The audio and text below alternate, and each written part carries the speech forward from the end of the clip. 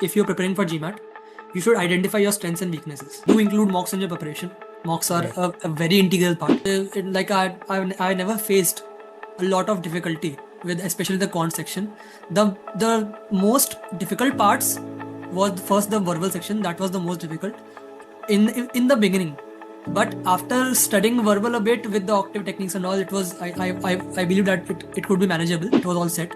Uh, Top's material helped a lot in case of verbal All right. because like the techniques, the octave technique and the whole critical reasoning, how to tackle critical reasoning, the all the techniques were out of this world. I mean, phenomenal. So I wasn't expecting that much of a big score in the other sections, but when the score appeared on the screen, I was like, oh yeah.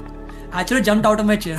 Um, be relaxed, be chill, and just reach the test center at least a half an hour early, so as to so that you can just settle in with the all the system and all the formalities get completed on time.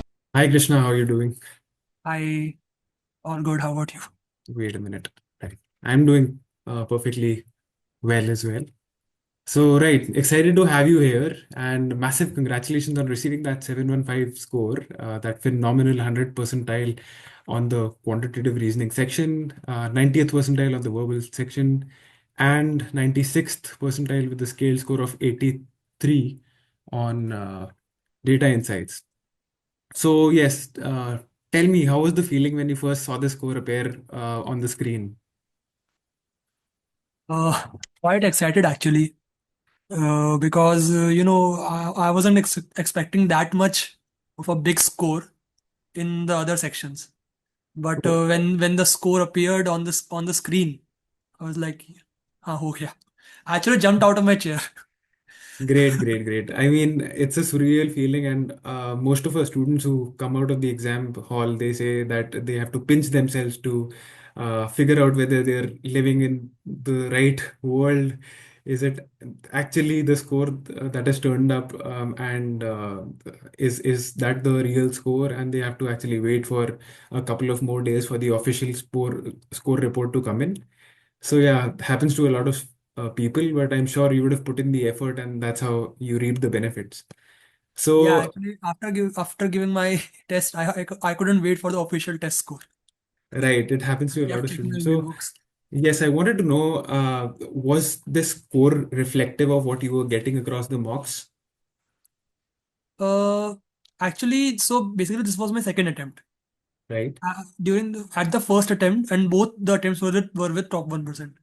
So in my first attempt, my first score was 595. Great. 595 to a 715. That's Yeah. a massive jump in score. I mean, we're talking 100 points Yeah, more. more.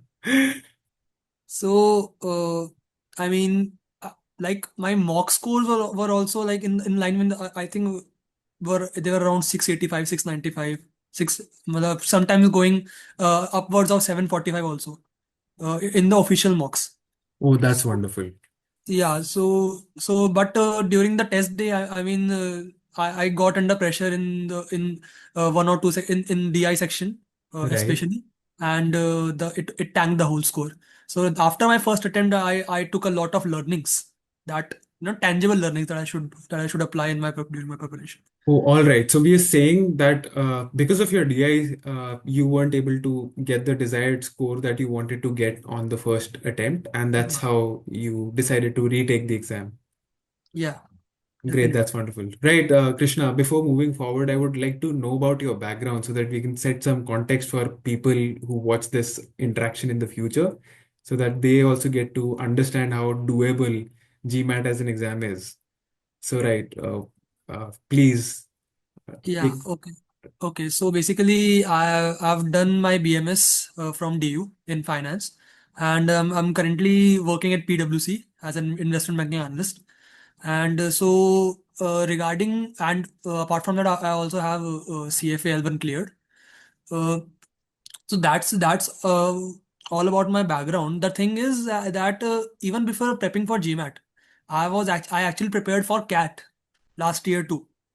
Right. I feel like my hand was a bit quite strong in especially the quant section. So I never faced a lot of difficulty with especially the quant section. The most difficult parts was first the verbal section, that was the most difficult in the beginning. But after studying verbal a bit with the octave techniques and all, it was I believe that it could be manageable. But the DI section, that proved to be my Everest. I was not able to conquer it. So I that's Until all. until recently. Until recently, you can say that. You scored a 96th percentile, so I wouldn't like to paint the picture that you've painted that you were not able to conquer it, because you have been able to. You've basically proved yourself on the test by securing a 96th percentile score. So yes, so walk us through your prep with respect to the data insights section a little. How was it? What all things did you change after your 595 attempt to really ensure that you ace the DI section? Understood, understood. So basically, for first I'll give you the context of all the things that I was doing for the DI section in my first attempt. So during my first attempt, I mostly relied on the top material for the DI section. The classes and the mocks on the portal and all. But like I I could some mocks they were quite easy, but the other ones I was not able to ace them. But when I gave my first attempt, I gave quant as my first section. As always, I scored good at it in that attempt also. But during the DI section, the thing is that I thought the most challenging part of the DI section was the multi-source reasoning section, because during my lectures and all, I heard from the top faculty and even my peers also ki there's at max one set. Mostly there's one set of MSR That's in true, in the right? DI section. But if And you happen to skip it, we've observed this. If you happen to skip the first set, the algorithm is so adapted that it tends to push another set of three questions on MSR. So it's a total of six that you're tackling. yeah, that is actually true. That is what I experienced actually, because during the first attempt, in the case of MSR, I think the opposite of what you told me just happened. That I gave so much time on one MSR set. I guess I gave it north of, I think, 16 minutes just on 16 one. minutes. Yes, just on Right. my MSR section, on one MSR set. And I was like कि पूरा paper गया अब तो ठीक है. Then I fumbled and It all happens. I the things mean, came time crashing. pressure on the DI section is real. Too high. And the most exceptional thing was कि after giving so much time on the first MSR set, another MSR set came onto my exam. Oh, all right. And could you analyze the score report properly after that? I mean, could you gather the courage to break things down? I didn't look at score report Right. for I guess 2 or 3 days after it came. So you didn't scrutinize the score report as much, No, I looked at it, but I looked at it after maybe after 3 or 4 days after it arrived. right? So I looked at the DS section and yes, so I'm just trying to gauge here, just to understand how the algorithm functions for my own understanding, and probably someone who's looking at this video at a later stage might also be able to pick out a leaf or two. So, wanted to know if you went through the first MSR of correction, the ESR report of your first attempt. Were the first three MSRs all incorrect in which you devoted 16 minutes of your time, or was there a question which was correctly attempted? I guess two questions were correctly attempted. One was incorrect.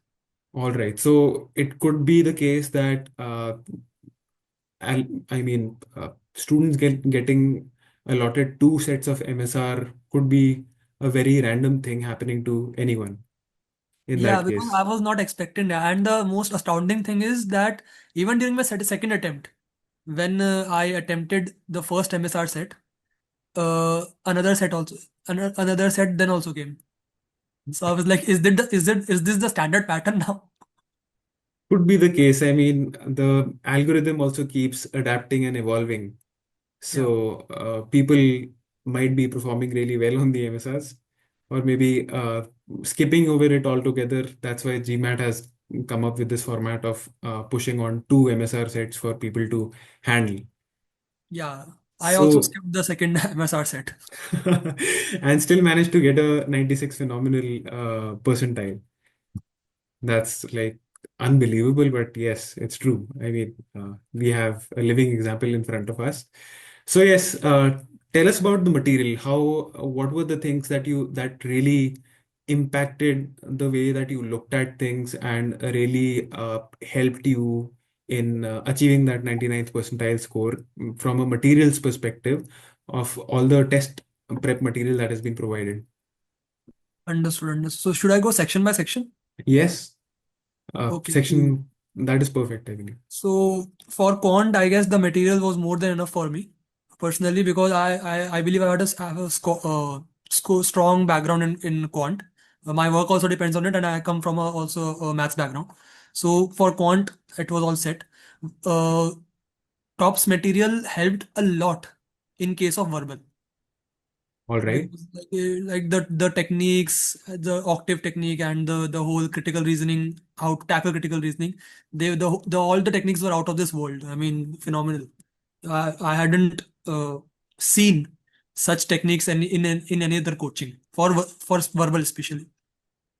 For DI, I feel like in my first attempt, I feel like I was adequately prepared, but because the because of that MSR set, the whole section tanked. So during my second attempt, I decided to hop onto an additional resource, which was GMAT Club, Right. and I actually recommend every aspirant who prepares for GMAT, who takes a coaching or not, irrespective of that, he should practice questions on GMAT Club, especially for quant and DI. Quant. I believe the material that has been provided by Top with respect to quant is very comprehensive.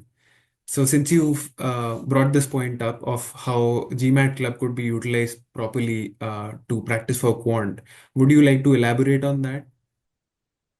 For quant, basically, like how I practice was that I would just go on to GMAT Club and I would just apply the filter 700 to 800 questions. Right. 700 to 800 level questions के सारे questions आ जाएंगे, and then I just go on by attempting. If someone wants to scrutinize even more, he can filter also by topics.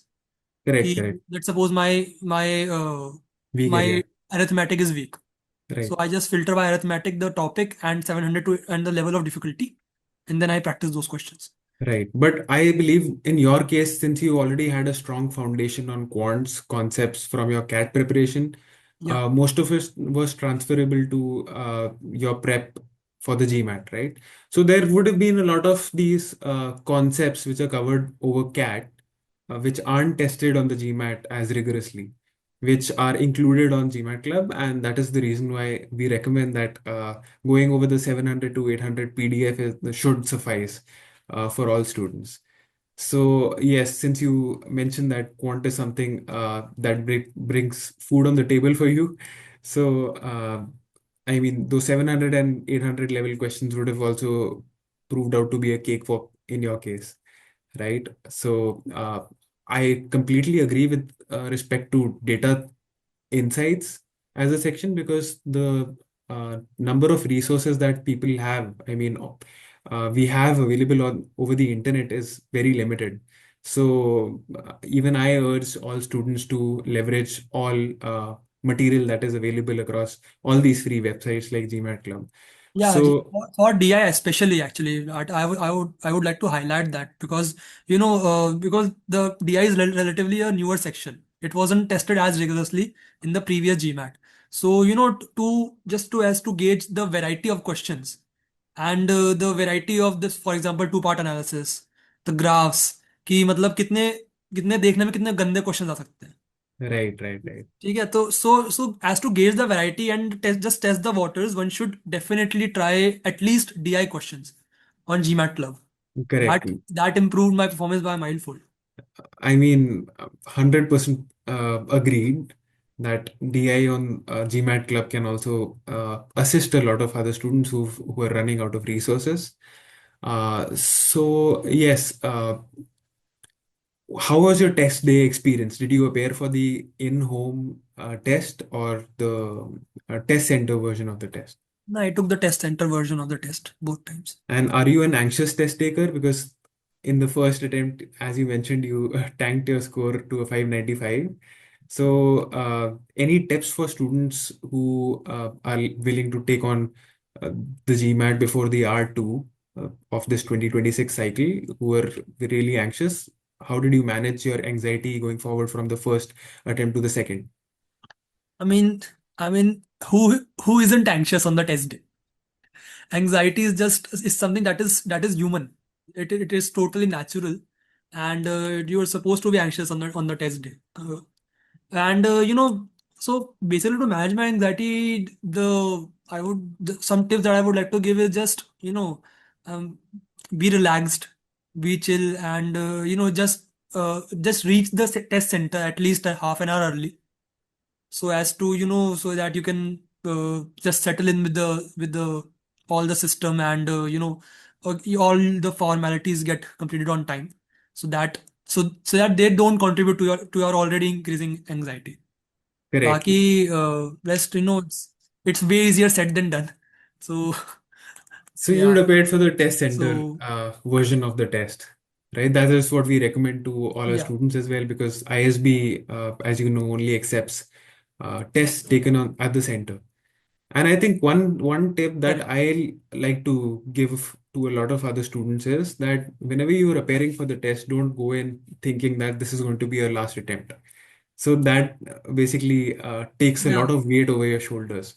I mean, there aren't any embargoes on the number of times that you can take the Focus Edition, unlike the previous edition where there was a cap of, I think, 8 attempts, 7 attempts, yeah, but that yeah. cap has been done away with. Yeah, So there is no stress of performing and matching a deadline. I mean, first address the GMAT, just get the score like you've done, and then start looking at the applications. yeah. Definitely. I believe that from the beginning, I've just focused on the score, because once the score comes, then the focus can definitely be shifted on the applications and all, because once you have a strong score, your profile automatically gets strong. So that's the thing, and the thing that you mentioned of GMAT having multiple attempts, that also proved to be a quite a good thing for me, because as compared to Indian exams such as CAT or JEE, where you just have one or two attempts during an year, GMAT is completely different and quite forgiving in this regard. So that's a really good thing regarding GMAT. Right, Krishna. I mean, yes, tell us something about the mock portal. How did you leverage the mock portal to get the score that you have? Did you take on all the mocks? Did you integrate some of those mocks in your after class action plan, or you took them all together towards the end, or you didn't use them all together? So the answer is a mix of all. I took all the official mocks from the GMAT, and I attempted all of them. For the Coming to the top mocks, I believe that I think we are given 8 full length mocks and a lot of sectionals. So before hopping onto the full length mocks, I attempted the sectionals, so as to gauge my performance within the individual sections, Right. tackling one section at a time. During which only I found that quant was my strength. I can handle it. Verbal maybe I would need some effort, and DI I was not made for it.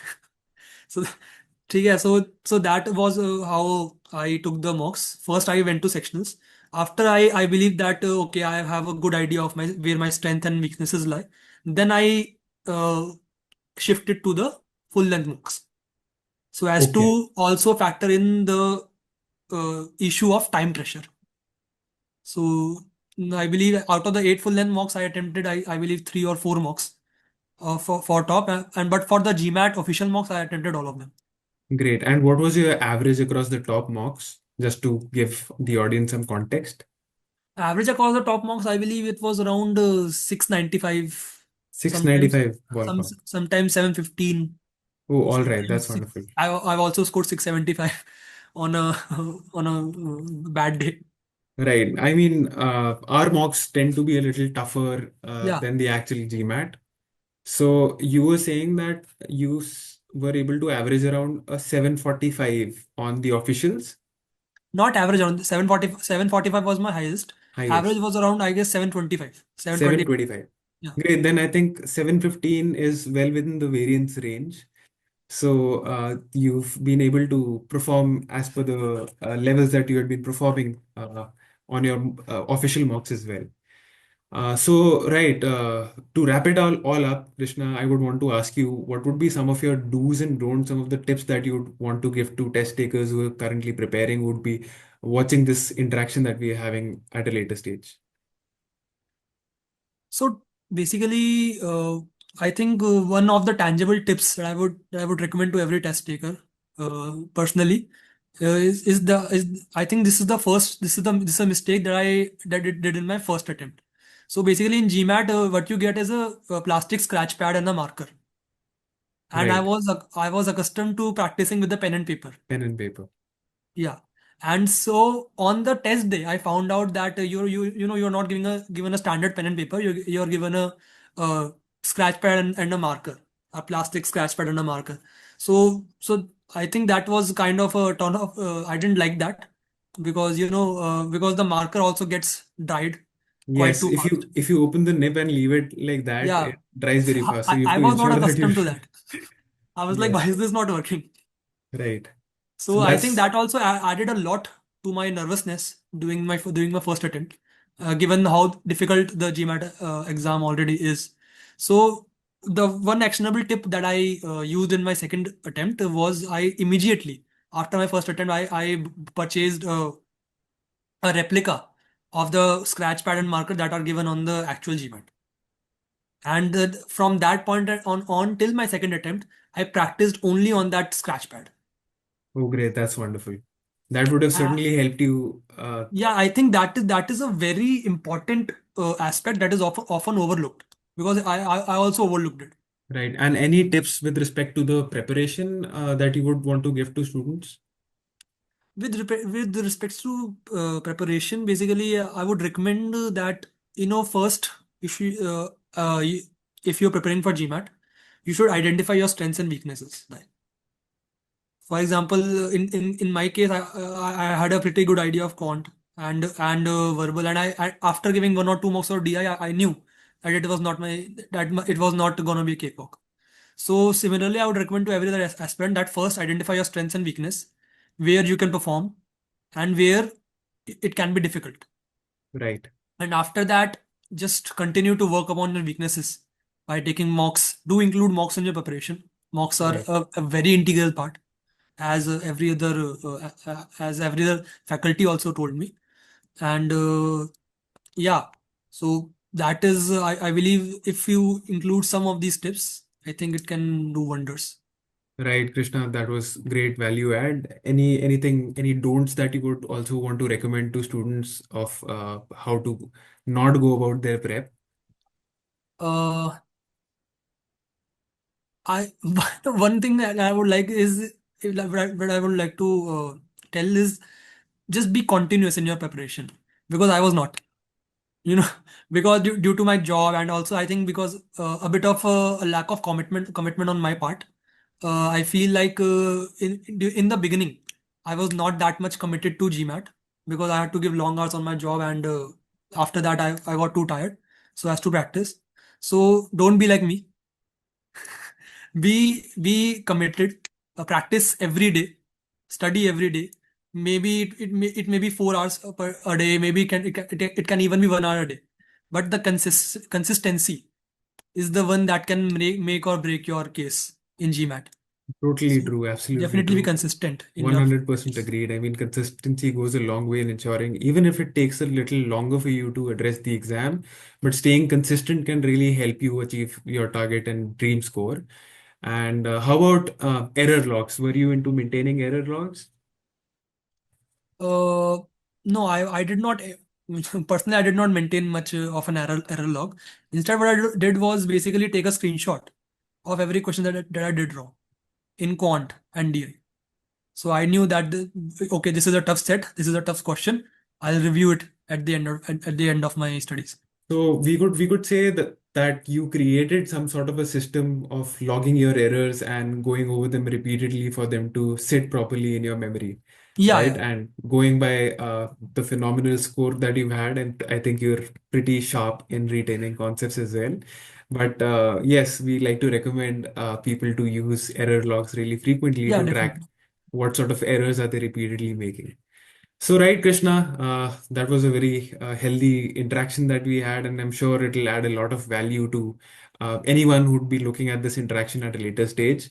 Uh, Once again, massive congratulations from the entire team. Sandeep Thank sir is you. incredibly proud of you on getting that 715 score, and wishing you all the best for all your future endeavors. Thank you. Thank you so much, Karan. Thank you. Right, bye, take care. Bye.